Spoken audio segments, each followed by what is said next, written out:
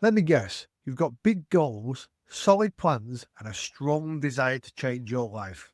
But for some reason, you just can't stick with it, can you? You start strong, and then 2 weeks later, it's all out of the window. Why? Why does this keep happening?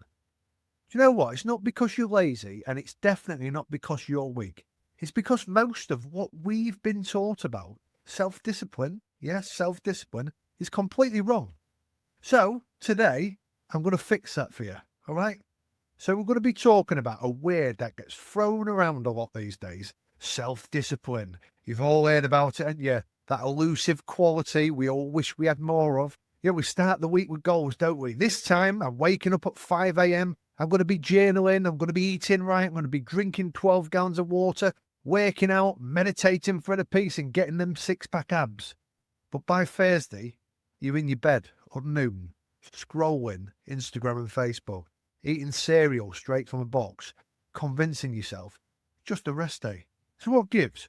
Why do so many of us struggle to stay self-disciplined even when we want to do it? The good news is, right, it's not a character flaw. You're not lazy. You're not broken. You're just doing what most people do. You're relying on the wrong tools to create the lasting changes. So I want to unpack here why most people fail at self-discipline and how you can finally start to succeed at it. So I want to break down a myth of motivation here. Like, the starting line for most people is motivation, isn't it? Motivation feels amazing. It's the hype song. It's the Rocky song in your brain, isn't it? There's no easy way out. You watch one motivational video and you're like, I'm changing my life. Tomorrow I become unstoppable. But then tomorrow comes and you're not unstoppable at all, are you? You're like a wet fart. You're just hungry and kind of annoyed. And suddenly the treadmill or the weights look like a medieval torture device, don't they? And your goals, they feel like chores again. Why? Because motivation is a mood. It's an emotion, not a method. It's an emotional spike and not a strategy. The most successful people in life don't wait for motivation. They act without it. They've built systems that carry them forward even when they don't feel like showing up. And that's the first mindset shift, that discipline doesn't care how you feel. It only cares that you act and do it anyway. So let's talk about willpower, right? Because people also lean on this way too heavily, don't they? We've been sold the idea that it's just a matter of trying harder, gritting our teeth and pushing through and hustling more. But here's the truth. Willpower is limited. It's like your phone battery. You wake up with a full charge and every little decision you make drains it. Answering your emails, draining. Dealing with traffic, draining. Sitting in meetings that could have just been emails, massive drain. By the time you need willpower to make a healthy choice or start a difficult task, your brain's literally running on empty fumes almost. And this is why the strongest people don't use willpower consistently. They preserve it. They automate as much as possible so they don't burn energy on repetitive decisions, which you mostly do every day. Look at your environment as well. Let's talk about your environment. And I don't just mean where you live. I mean your digital environment, your routines, your triggers. If you're trying to focus, but your phone is literally ringing and pinging every 12 seconds, or you're trying to eat clean, but your fridge is 90% takeout leftovers and sugary snacks, you're setting yourself up to lose a battle you didn't even know you were fighting. Environment shapes behavior every single time.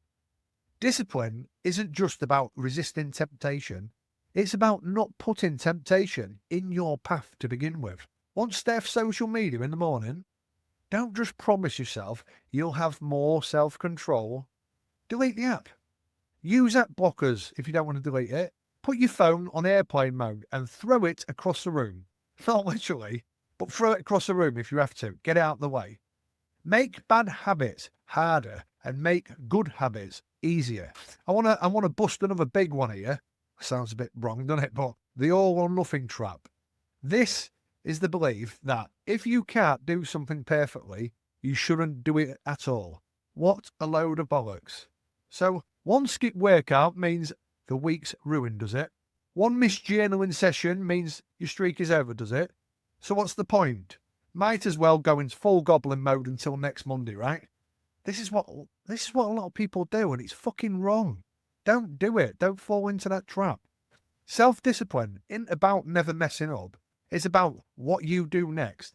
Everyone fails, everyone messes up, everyone slips, everyone has off days, but the people who succeed are the ones who bounce back fast. So the next day, get back on it again, and get back on it without the guilt and the shame that you fucked up the previous day. If you treat every single slip-up you do like a giant catastrophe, you're turning small bumps into massive hurdles. So instead, aim for the never miss twice rule. Miss once, life happens. Miss twice, that's a choice. Think about that one. And you've got to look at discipline. Right? Discipline without direction is exhausting. A lot of people set goals, but they don't have a strong why behind them.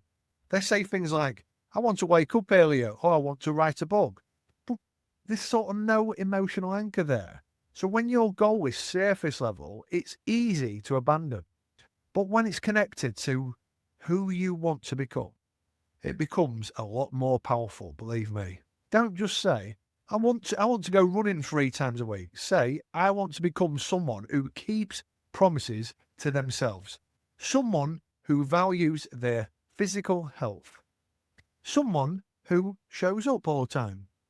Attach your discipline to your identity, because every time you follow through, I don't mean shit yourself, even in a small way, you're voting for the person you want to be.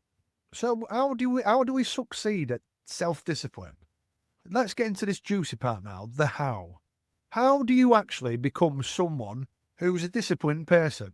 So here's the mini roadmap. And yes, it does work because I've followed it. So if you struggled with this before, try this approach instead. I want you to start ridiculously small, because most people go too big, too fast, and they try to overhaul their life overnight. New diet, new workout, new morning routine, new business plan, all at once.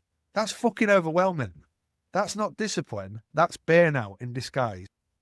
So I want you to instead start so small, it's impossible to fail. 1 push-up, 1 paragraph, 1 glass of water, 1 minute of meditation. Why? Because all the time, consistency beats intensity. Small actions repeated consistently change your identity over time. You're not proving how much you can do. You're proving that you can show up. I want you to also create a trigger as well. So every habit needs a cue, something that reminds you it's time to act. See my video on anchoring as well. You can find it in my videos. Have a look at that. So pair your new habit with something you already do. For example, after I brush my teeth, I'm going to meditate for 60 seconds, 1 minute. After I make coffee, I'm going to write 1 sentence. After I shut my laptop, I'm going to do 10 press-ups. This is called habit stacking, and it makes discipline very automatic. And as well, just track your wins, no matter how small they are. Visual progress keeps you going. Use a habit tracker, a notebook, a journal, a calendar, whatever works for you. Just make your progress visible, because there's something weirdly satisfying about checking off a box.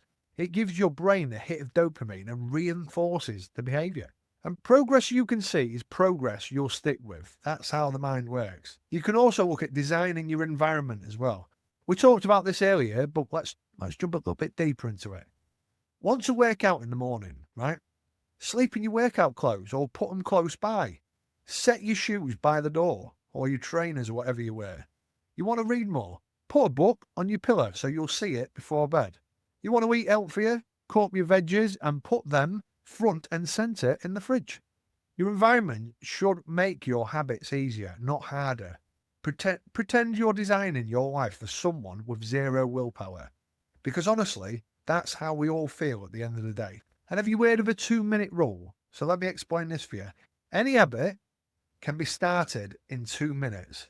So say for instance you want to write a novel. Start by opening your laptop and writing 1 sentence. Just writing 1 sentence. You want to get in shape. Just put on your gym clothes and stand on the mat. Because often starting is the hardest part. Once you begin, momentum takes over.